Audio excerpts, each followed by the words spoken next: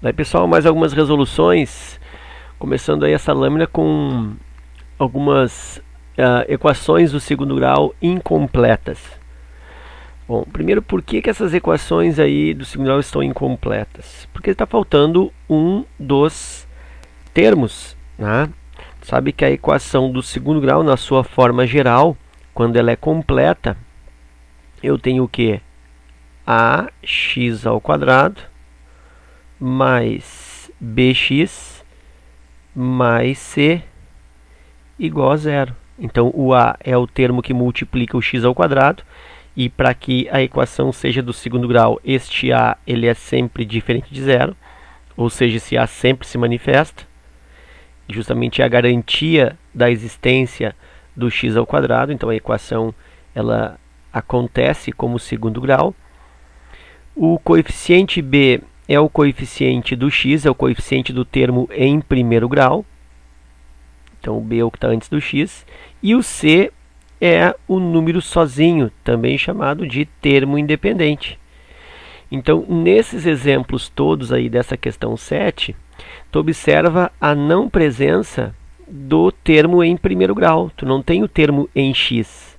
Então, em todas elas aí, eu tenho o quê? Eu tenho o caso do b igual a zero. Então, são exemplos de equações do segundo grau incompletas com b igual a zero. Bom, como se tratam, como temos aqui situações de equações de segundo grau, eu posso resolvê-las todas com a fórmula de Bhaskara também. O a, nesse caso, primeiro exemplo, ó, o a igual a 4, o b é zero, porque o b será zero em todos esses exemplos aí da lâmina, b igual a zero e o c igual a menos 36. Aqui o a igual a 7, o b igual a zero e o c igual a menos 21 e assim por diante. Eu posso fazer isso. Mas tem um processo que é mais fácil no caso das equações incompletas, que é o próprio isolamento do x, como se fosse uma equação do primeiro grau. Então, justamente é isso que eu vou fazer em todos eles aqui. Olha só, eu vou tratar do isolamento do x.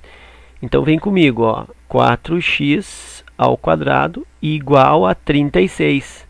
Faço a falsa passagem, né, desse menos 36, vai para lá mais 36. Reforçando, né, a gente sabe que esse 36 ele não passa para o outro lado. O que acontece é a utilização da operação inversa para anular esse menos 36. Né? Então eu estou somando mais 36 nos dois lados, e aí esse menos 36 desaparece, e aparece aqui 0 mais 36, que é 36. Tá? Na prática, funciona como se esse menos 36 passasse para o outro lado mais 36. Bom, 4x ao quadrado igual a 36. E aí, isolando o x, eu tenho x ao quadrado igual a 36 divide pelo 4. E aí, então, x ao quadrado igual a 9. Se x ao quadrado igual a 9, tem que pensar, qual é o x, qual é o número que elevado ao quadrado dá 9? Bom, 3. Então, x é igual a 3, realmente. Mas não te esquece que o menos 3 ao quadrado, olha só aqui, ó, 3 ao quadrado é igual a 9. Ok, x igual a 3. Mas o menos 3, se eu o elevo ao quadrado, eu também consigo 9. Então, aqui na realidade, como fica isso? X é igual a mais ou menos a raiz quadrada de 9. E aí, então, x é igual a mais ou menos 3. Se eu quisesse expressar uma solução, colocaria solução igual menos 3 e mais 3, ou simplesmente mais ou menos 3. Tá? Então, nesse tipo de equação incompleta, sempre vai acontecer isso. Né? Tu vai isolar o x igual a mais ou menos a raiz. Tá? Letra B, mesmo procedimento, isolamento do x. 7x ao quadrado, passa para lá 21 positivo, x ao quadrado igual 21 divide por 7, x ao quadrado igual a 3. E aí? Bom, e aí que x é igual a mais ou menos raiz quadrada do 3, que já é uma boa resposta. né, eu já posso pensar na solução assim, né? Normalmente se utilizaria isso já como resposta. Olha só, a solução menos raiz de 3 e mais raiz de 3. É uma resposta bem adequada. Se eu quero extrair, se eu quero uma resposta decimal aproximada, aí eu tiro essa raiz do 3, né, de forma aproximada. E a solução é igual a menos raiz do 3 é 1,73. Então, menos 1,73 e mais 1,73. Tá? Se eu fosse utilizar aqui a expressão de Bhaskara para resolver esta equação, ficaríamos com um problema bastante, não um problema grave, mas daria bem mais trabalho. Eu trabalharia com um valor grande dentro da raiz, lá no discriminante, depois embaixo aqui 2 vezes 7, 14, né? Porque embaixo da fórmula de Bhaskara é 2a no denominador, e aí 2 vezes 7, 14, então teria um trabalho assim bem, comparando com essa resolução, um trabalho bem maior. Próxima aqui, letra C. A letra C eu vou, por enquanto, eu vou pular, tá? Tu já vai entender por que eu não vou fazer essa letra C agora, vou deixar por último. E aí sigo aqui, ó, x ao quadrado menos 49, essa aqui está quase pronta. X ao quadrado menos 49, então x ao quadrado igual, ó, passa para cá, 49. Tu vê que aqui eu não tenho, ó, um valor aqui na frente, ó, para passar dividindo, né? Então, quando eu passo esse 49 para cá, a equação fica quase pronta. Eu tenho que x é igual, não te esquece, mais ou menos raiz quadrada do 49. E aí eu tenho que x é igual a mais ou menos 7. Então, conjunto solução, isso é igual a menos 7 e mais 7. Ou simplesmente menos 7 e 7, ou ainda mais ou menos 7. Letra E, também partindo para o isolamento do x, olha só, x ao quadrado igual, vem para cá 20, x ao quadrado, 20 divide pelo 5, x ao quadrado igual a 4. Então, o x é igual a mais ou menos raiz quadrada de 4. Então, eu tenho que x é igual a mais ou menos 2. Conjunto solução,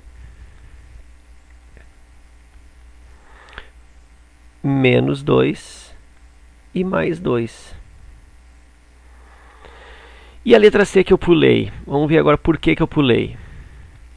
Parto por isolamento, x ao quadrado igual a menos 9. Ok. X igual a mais ou menos raiz quadrada de menos 9. E aqui eu tenho um impasse, né? Eu tenho uma situação diferente. Por quê? Porque eu tenho que extrair a raiz de um número negativo. E aí? E aí que essa raiz não existe. Só que toma cuidado. Isso aqui, ó, não existe, ou isso aqui não pertence nos reais. Então, esse enunciado aqui da 7, para encontrar as raízes da equação do segundo grau incompletas, na realidade, eu tenho que encontrar essas raízes dentro de qual conjunto universo? Então, aqui ele não está me dizendo quem é o conjunto universo. Se o conjunto universo for dado como conjunto dos números reais, bom, aí, olha só, essa resposta que eu obtive não pertence aos reais. Então, deixa eu colocar aqui, ó. Se o universo é igual, é definido, né? É limitado pelo conjunto dos números reais, significa que a solução dessa equação não existe. É conjunto vazio, não tem resposta. Ok? Agora, se o conjunto universo desta questão aqui é dada pelo conjunto dos números complexos, bom, aí essa raiz ela existe, né? E aí a raiz de menos 9, aí deixa eu abrir um parênteses aqui, ó, raiz quadrada de menos 9 é igual a 3i. Né? Isso lembrando rapidamente aqui, ó, que raiz de menos 9 é o mesmo que raiz quadrada de 9 vezes menos 1.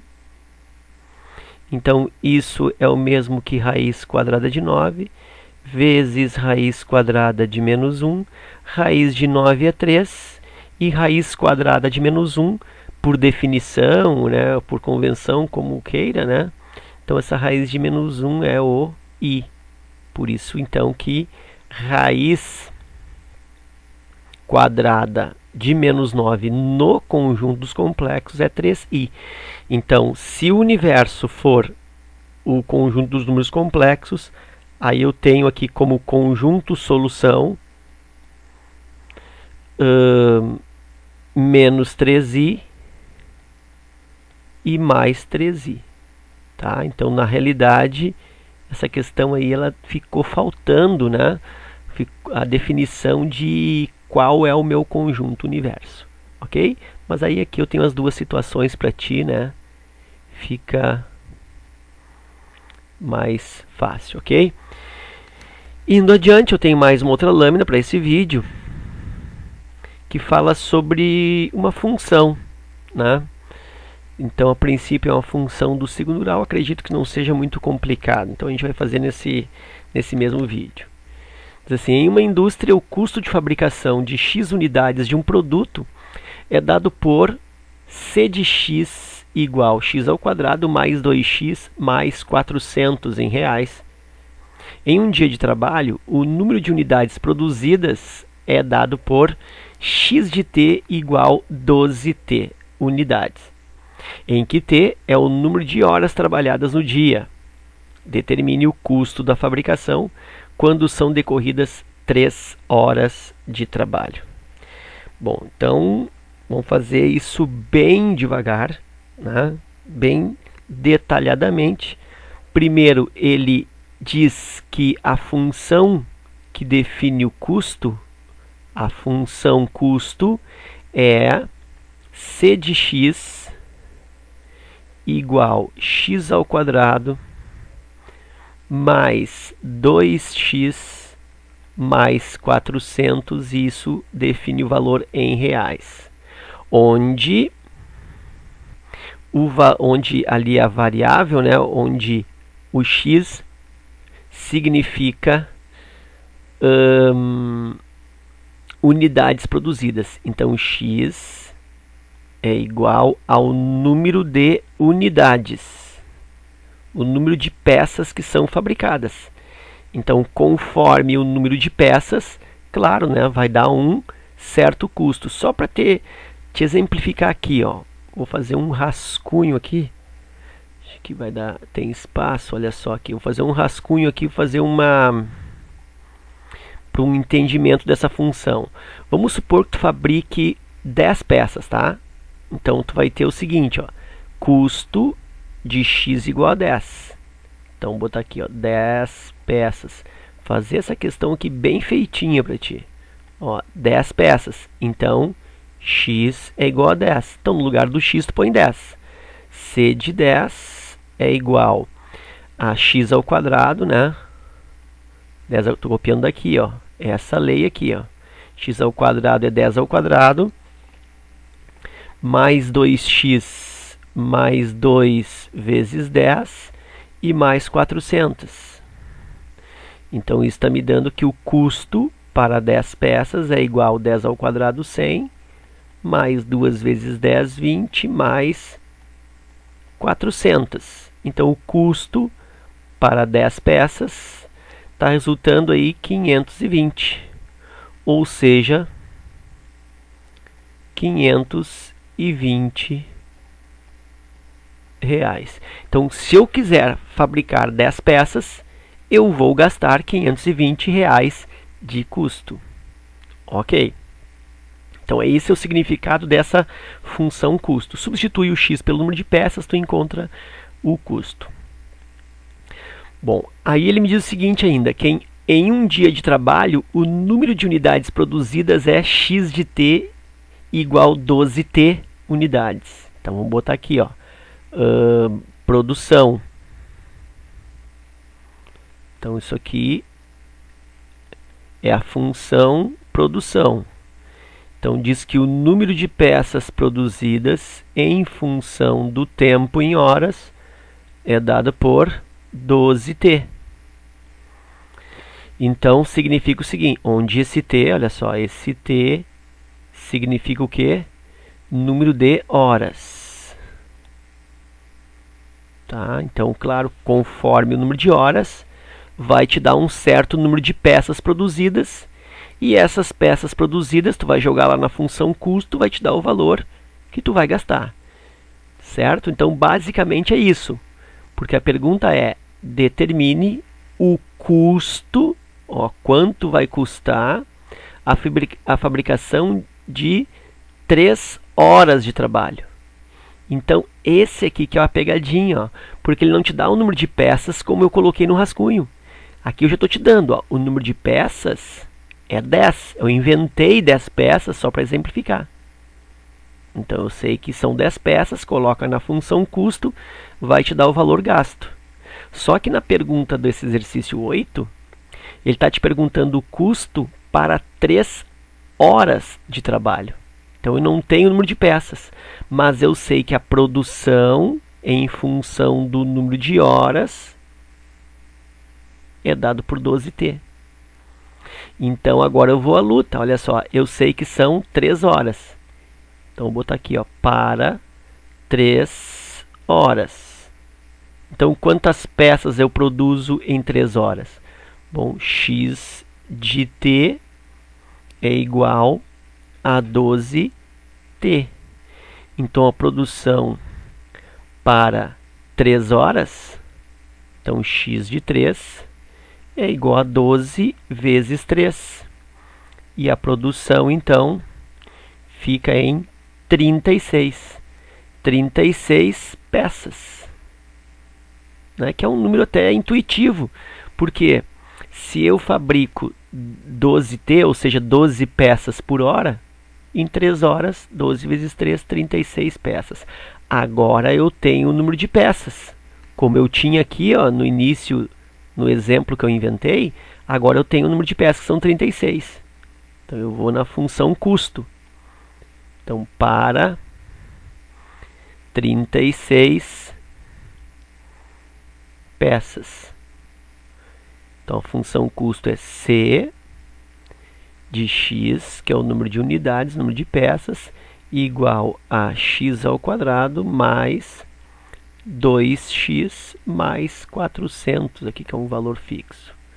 Então eu tenho C de 36 é igual a 36, que é o x, ao quadrado, mais 2 vezes x, 2 vezes 36, mais 400. Então, C, custo, né, de 36 peças é igual a 36 ao quadrado. E vamos armar aqui, né, rapidinho, ó, 36 ao quadrado. 36 vezes 36. 6 vezes 6, 36. Vai o 3. 6 vezes 3, 18. E 3, 21. 3 vezes 6, 18. Vai o 1. 3 vezes 3, 9. E 1 é o 10. 6, 9, 2 e 1. Então eu tenho aí 1296. 1296 mais 2 vezes 36, 72, mais 400. Então o custo para 36 peças, que são as peças produzidas em 3 horas, é 1296 mais 72 mais 400. Então vamos armar aqui de novo. 1296 mais o 400 e mais o 72. 6 e 2, 8. 9 e 7, 16. Vai o 1. 3, 4, 7. E aqui 1. Então está dando 1768. Ou seja, o custo é igual em reais, né, já que ele fala que essa função é em reais. Então o custo é igual a R$ 1.768. Ok? Então era isso. Espero que vocês tenham aproveitado e até a próxima.